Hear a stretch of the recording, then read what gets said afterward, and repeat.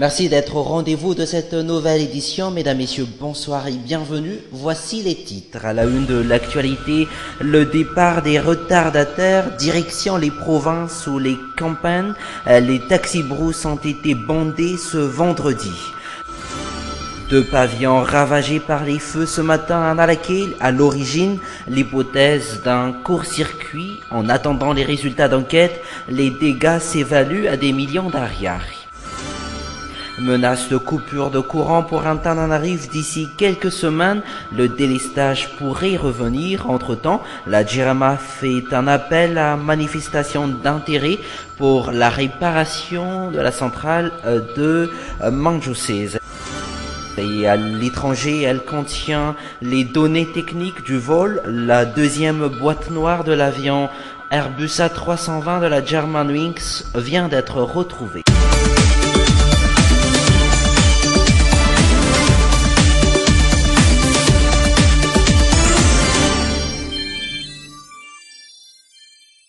Voilà pour les titres, mais d'abord, il marque le jour de la crucifixion et la mort de Jésus-Christ. C'est une fête religieuse célébrée par les chrétiens tous les vendredis précédant le dimanche de Pâques, le vendredi saint. Il s'agit d'un jour de tristesse et de méditation sur la signification de cette mort. Et comme on peut le voir sur les images, les églises se sont bien préparées pour cette occasion. Notons juste que le jeûne pour les catholiques prend fin également ce vendredi. Et qui dit Pâques dit fête et congé, destination phare des familles antirabées au Immertiatus, que le grand départ s'organise pour les retardataires, une meilleure occasion pour les coopératives et les transporteurs de remplir également les poches.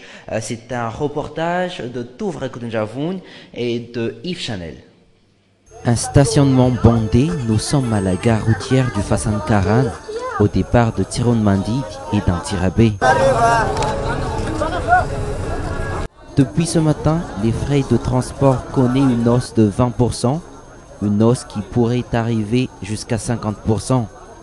S'il était de 6 000 ariari avant, ce dimanche, le frais est de 10 000 ariari. Aujourd'hui, les frais de 10 000 ariari. Ils profitent pour les augmenter, sachant que nous sommes en période de fête. Pourtant, nous sommes obligés de rentrer chez nous.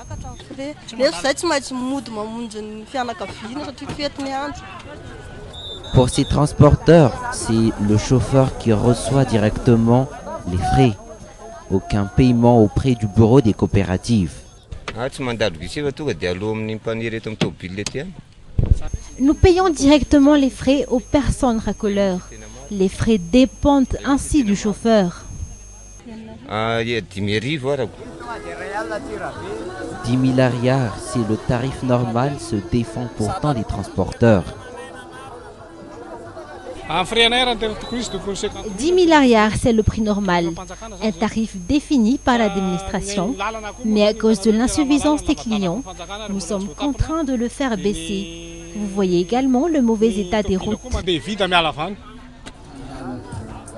Fasan Karan, à la veille des fêtes pascales, pareil de 30 voitures prennent le départ. Direction, soit Tsroumandid, soit Antirabé. L'actualité, c'est également cet incendie qui a ravagé 2 pavillons ce matin à Analakil. Les pertes s'évaluent en millions d'ariari pour les 2 commerces victimes. Le rappel est fait avec Aris Ariel et Nzar Ranjiansu. Dévastés par les feux ce matin, voilà ce qui reste de ces 2 pavillons. Les feux se sont déclarés tôt ce matin, comme en témoignent les riverains. Nous avons aperçu une fine épaisse fumée noire sortie par le toit. Le propriétaire n'était pourtant pas loin, il était juste en bas. Et c'était nous qui l'avons prévenu, et c'est seulement là qu'on a appelé les pompiers. Mais entre-temps, nous nous sommes organisés pour éteindre le feu. Mais les feux ont quand même ravagé les étalages et les marchandises. L'hypothèse serait un court-circuit. Et j'ai vu un épée fumée noire sortir du compteur et je l'ai tout de suite éteint. C'est après qu'on s'est organisé. Le feu aurait remonté pour atteindre la toiture, une direction qui n'a pas facilité les tâches des riverains et les aurait forcés d'attendre les pompiers. Les dégâts étaient considérables. D'une manière générale, tout est détruit. On n'a pas pu sauver qu'à peu près 15% des marchandises. Et même la plupart des 15% sont détruits par les eaux qu'on a utilisées pour l'extinction des feux. L'évaluation est pour nous difficile.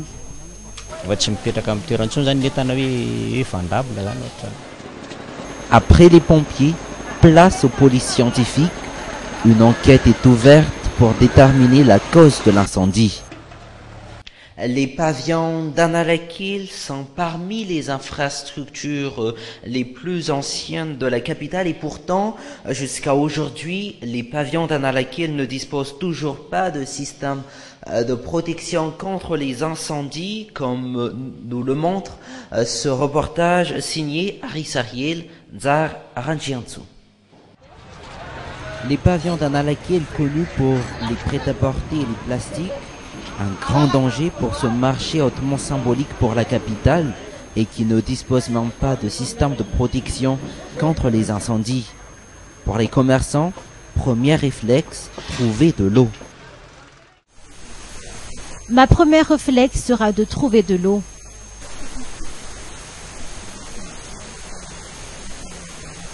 Je pense qu'il faut installer au moins 2 bornes fontaines par ici, mais il est important d'installer une bouche d'incendie.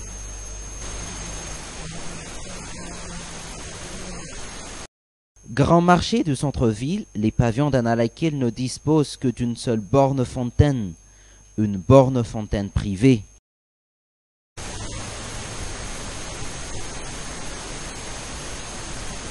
Pour protéger le marché du feu, nous n'avons qu'un système de contrôle, sachant que ces infrastructures datent de plusieurs années.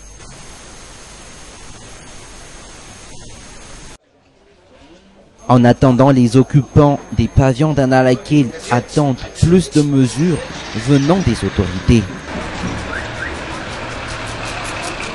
Après les fêtes de Pâques, mauvaise nouvelle, le délestage sonne déjà et de nouveau à la porte des Tananariviens. La coupure fréquente de l'électricité pourrait revenir d'ici 3 mois. En cause, l'état de la centrale de Manchsez. Le point avec Nanjiana Radzansan et Yves Chanel.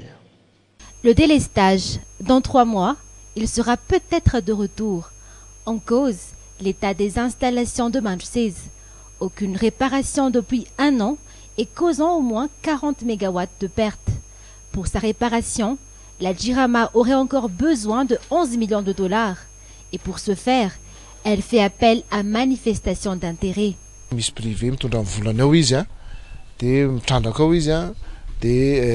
Une entreprise privée sera invitée à injecter ses apports financiers et on fera après le calcul par rapport à son apport et les bénéfices qu'elle attend. Après le contrat, le central revient à la Jirama. Aussi, j'aimerais préciser qu'il n'y aura pas de privatisation de la Jirama et il n'y aura pas de vente des 40 MW.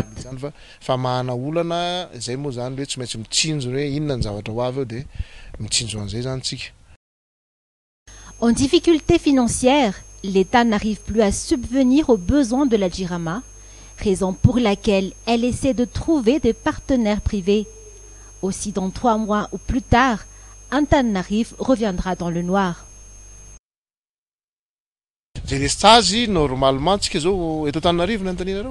La fourniture en courant de la capitale devrait être stable aujourd'hui. C'est la livraison des gazoles qui connaît du retard.